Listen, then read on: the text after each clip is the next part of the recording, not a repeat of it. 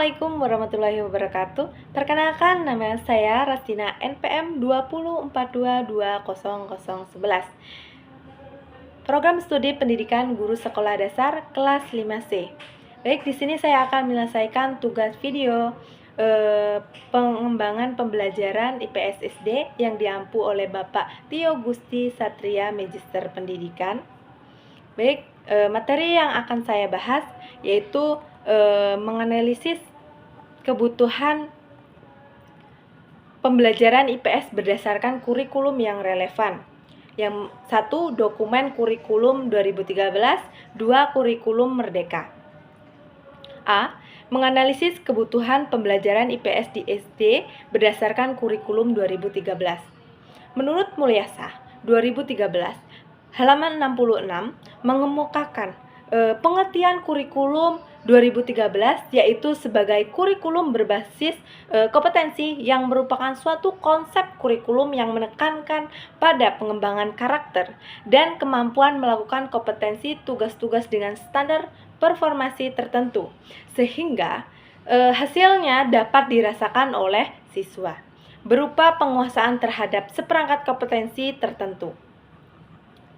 Menurut pendapat saya, kurikulum 2013 adalah pembelajaran yang berfokus pada guru dan pembelajarannya menggunakan tematik. Kemudian dua, tujuan pembelajaran IPS berdasarkan kurikulum 2013. Tujuan pembelajaran IPS di kurikulum 2013 adalah untuk menghasilkan warga negara yang memiliki pengetahuan dan pemahaman tentang masyarakat dan bangsanya. Menurut Trianto 2010 halaman 176, tujuan utama ilmu pengetahuan sosial pada kurikulum 2013 adalah untuk mengembangkan potensi peserta didik agar peka terhadap masalah sosial yang terjadi di masyarakat, memiliki sikap mental positif terhadap perbaikan segala ketimpangan yang terjadi dan terampil mengatasi setiap masalah yang terjadi sehari-hari, baik yang menimpa dirinya maupun yang menimpa masyarakat. 3. Kekurangan dan kelebihan pembelajaran IPS SD berdasarkan kurikulum 2013. A. Kekurangan.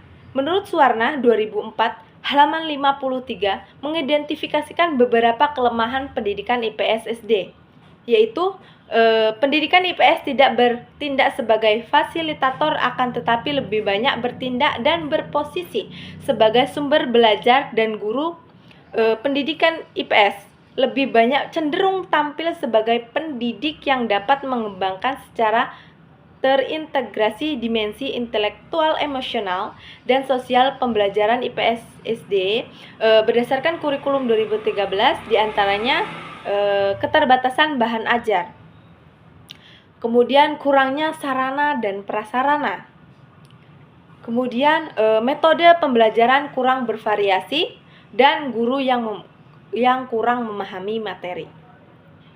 Kemudian B, kelebihan IPS dalam kurikulum 2013 adalah pembelajaran yang mengintegrasikan konteks dan beragam disiplin ilmu sosial.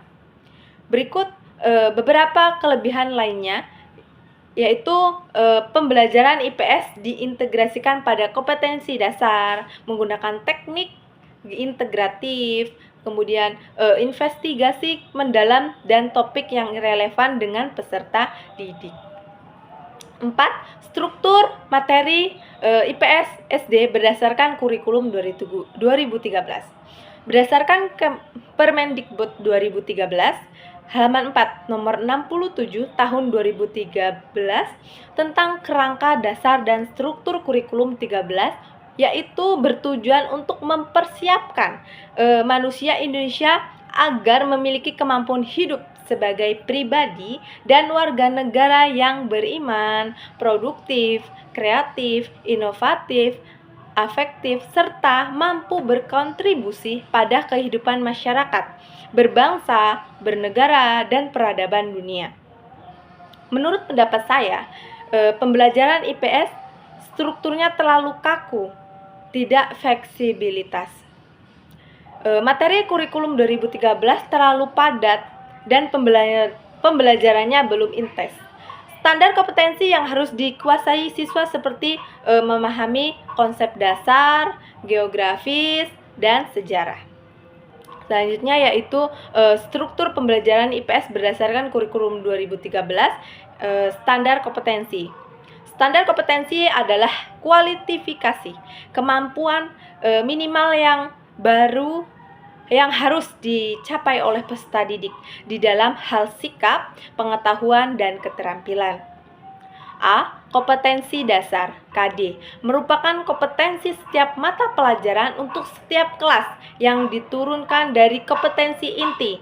Kurikulum 13 dimulai dari kurikulum 13 IPS, pembelajaran IPS pada kurikulum 13 itu dimulai dari kelas 3 SD. B. Kompetensi inti KI adalah kompetensi inti sikap spiritual, sedangkan KI 2 adalah kompetensi inti sikap sosial. Materi IPS perlu disusun agar lebih bermakna dan relevan bagi siswa dengan mengaitkan konsep-konsep abstrak dengan pengalaman nyata siswa, sehingga mereka dapat lebih memahami dan mengaplikasikan pengetahuan yang diperoleh. Materi IPS SD pada kurikulum 2013 masih banyak teks, sehingga siswa yang tidak paham dengan materi dan menggunakan tematik. Jadi banyak sekali siswa mengalami tidak paham dengan materi yang disampaikan karena terlalu banyak teks dalam pembelajaran tematiknya. Kemudian metode pembelajaran IPS di SD pada kurikulum 2013 menggunakan metode kualitatif dan deskriptif melalui pendekatan pembelajaran integratif dan ilmiah. Selanjutnya 5. Analisis kebutuhan pembelajaran IPS SD kurikulum 2013. Analisis kebutuhan pembelajaran IPS SD bertujuan untuk mengidentifikasi apa saja kebutuhan peserta didik sehingga pendidik dapat memenuhi kebutuhan tersebut. 1. Kebutuhan pembelajaran IPS SD berdasarkan kurikulum 2013. A. Strategi pembelajaran. Strategi pembelajaran IPS harus mendorong inovasi, kemandirian, dan kreativitas siswa dengan mengidentifikasi materi dengan konteks lokal dan isu-isu aktual, serta mengembangkan keterampilan abad 21 seperti literasi informasi dan kolaborasi. B. Hambatan dalam pembelajaran. Penelitian menunjukkan bahwa hambatan utama dalam pengajaran IPS meliputi keterbatas kemampuan guru, kurangnya sarana prasarana, dan jumlah siswa melebihi kapasitas optimal. Kemudian model pembelajaran yang ada juga sering kali terbatas. Selanjutnya B. Menganalisis kebutuhan pembelajaran IPS di SD berdasarkan kurikulum merdeka. 1. Pengertian kurikulum merdeka. Menurut Rahmadayanti dan Hartoyo 2022 menyatakan bahwa kurikulum merdeka merupakan penyempurnaan dari kurikulum 2013 yang memuat kebijakan Merdeka Belajar, antara lain pada tahun 2020 mengganti ujian sekolah berstandar nasional USBN dengan penilaian kemampuan siswa yang dapat dilakukan dalam berbagai format yang lebih komprehensif, sehingga guru dan sekolah memiliki kebebasan untuk menilai hasil belajar siswa. Menurut pendapat saya, kurikulum merdeka adalah kurikulum penyempurna dari kurikulum yang sebelumnya, di mana pada kurikulum di mata pelajaran berfokus pada siswa. Jadi pada kurikulum merdeka ini siswa harus aktif, di mana pembelajarannya menggunakan berbasis project. Kemudian 2. Tujuan pembelajaran IPS berdasarkan kurikulum merdeka. Kurikulum merdeka merupakan sebuah kebijakan pendidikan yang bertujuan untuk memberikan kebebasan kepada sekolah dan guru dalam mengembangkan kurikulum yang sesuai dengan kebutuhan siswa dan konteks lokal. Menurut Novak 2020, kurikulum merdeka menekankan pada pendekatan pembelajaran yang responsif, inklusif, dan berpusat pada siswa. Kurikulum merdeka membantu siswa mengembangkan kompetensi-kompetensi abad ke-21 seperti pemecahan masalah, komunikasi, dan kolaborasi.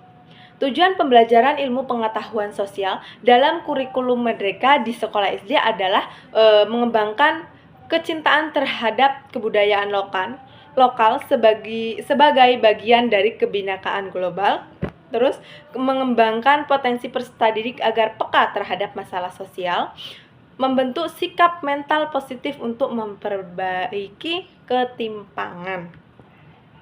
3. Kurikulum dan kekurangan dan kelebihan pembelajaran IPS SD berdasarkan kurikulum merdeka. Beberapa kekurangan pembelajaran IPS berdasarkan kurikulum merdeka diantaranya kekurangan pemahaman guru terhadap kurikulum merdeka, kemudian pelatihan terkait kurikulum merdeka, kurangnya sarana dan prasarana, kurangnya kemampuan teknologi guru IPS. Kemudian kelebihan, menurut Kemendikbud 2021 berfokus pada materi yang esensial dan pengembangan kompetensi siswa pada fasenya sehingga siswa dapat belajar lebih mendalam, bermakna, dan menyenangkan, tidak terburu-buru. Pembelajaran ilmu pengetahuan sosial SD berdasarkan kurikulum merdeka memiliki beberapa kelebihan. Di antaranya mengembangkan kecintaan terhadap kebudayaan lokal, membentuk warga negara yang kompeten, membentuk sikap mental positif, menumbuhkan rasa ingin tahu, membentuk kemampuan untuk memecahkan masalah, terus mengembangkan kemampuan mental dan intelektual.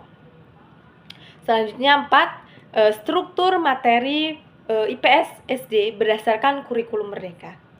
Menurut Jafar dan Siska 2019 halaman 35 sampai 50. Struktur kurikulum merdeka menggambarkan ide kurikulum mengenai posisi belajar siswa, yaitu mereka harus menyelesaikan seluruh mata pelajaran yang tercantum dalam struktur, ataukah kurikulum memberikan kesempatan kepada siswa untuk menentukan berbagai pilihan. Struktur kurikulum merdeka untuk mata pelajaran IPS di SD adalah A. IPS berperan penting dalam mewujudkan profil pelajar Pancasila. B. IPS dapat menjadi sarana untuk mengembangkan kecintaan peserta didik terhadap kebudayaan lokal. Kemudian selanjutnya dalam kurikulum merdeka pada mata pelajaran IPA dan IPS digabungkan menjadi mata pelajaran ilmu pengetahuan alam dan sosial. Tujuan agar anak dapat mengelola lingkungan alam dan sosial dalam satu kesatuan. Menurut pendapat saya, kurikulum merdeka bertujuan untuk mengembangkan potensi siswa dengan cara pembelajaran berbasis proyek. Kemudian struktur pembelajaran IPS yang berdasarkan kurikulum merdeka. Merdeka dibagi menjadi 2 kegiatan utama, yaitu A. Pembelajaran reguler atau rutin yang merupakan kegiatan intrakurikulum. B. Proyek penguatan profil pelajar Pancasila atau P5. Selanjutnya standar kompetensi IPS SD berdasarkan kurikulum merdeka. A. Alur tujuan pembelajaran ATP adalah alur tujuan yang harus dicapai. B. Capaian pembelajaran. CP adalah capaian pembelajaran harus mencangkup kompetensi yang harus dicapai. Dalam kurikulum, kita harus mempunyai capaian pembelajaran agar pembelajaran bisa berjalan dengan efektif dan efisien. C. Tujuan pembelajaran TP adalah untuk menunjukkan hasil yang diharapkan. Yang tadinya yang diawali dengan alur tujuan pembelajaran ATP, kemudian capaian pembelajaran, kemudian tujuan pembelajarannya untuk menunjukkan hasil pembelajarannya seperti apa. Kemudian materi IPS dalam kurikulum Merdeka di SD. Materi yang digunakan itu menggunakan IPA dan IPS. Digabungkan menjadi IPAS menggunakan proyek. A. Penguatan literasi sosial. B. Keterampilan berpikir kritis. C. Pemahaman isu-isu sosial, ekonomi, dan politik. D. Partisipasi aktif siswa dalam pemecahan masalah sosial. E. Pengembangan nilai kewarganegaraan. 5. Analisis kebutuhan pengembangan kurikulum Merdeka. Kebutuhan pengembangan IPS di SD berdasarkan kurikulum Merdeka adalah untuk menciptakan pendidikan yang menyenangkan, memberikan kemerdekaan pada peserta didik, dan menekankan aspek kompetensi. Beberapa kebutuhan pengembangan IPS di SD berdasarkan kurikulum Merdeka yaitu mengembangkan kebudayaan lokal dan memiliki pengetahuan wawasan tentang ilmu sosial dan humaniora. Kemudian membantu peserta didik memiliki kepekaan dan kesadaran terhadap masalah sosial di lingkungannya dengan keterampilan mengkaji dan memecahkan masalah-masalah sosial. Dan selanjutnya mengembangkan potensinya sesuai minat yang dimiliki dan peserta didik aktif melalui materi, aktivitas, serta proyek pembelajaran. B. Strategi pembelajaran IPS di SD berdasarkan kurikulum Merdeka. Mengedepankan pendekatan yang interaktif dan berbasis literasi.